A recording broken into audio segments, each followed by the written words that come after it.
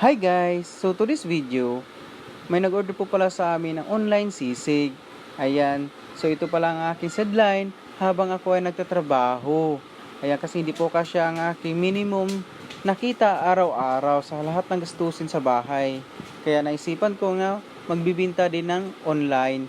Kaya guys, nagbibinta po pala kami din ng breakfast, lunch, at saka dinner. So hindi ko na lang nakuna ng video guys kasi namamadali din ako dahil may pasok po ako ng 6 a.m. So nagising po ako ng 2 a.m. kasi nagluluto pa ako at nagprepare sa mga paninda ko.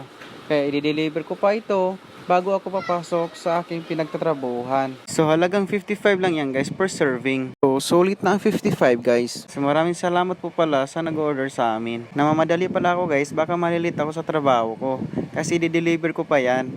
Ayan. Kasi ang pasok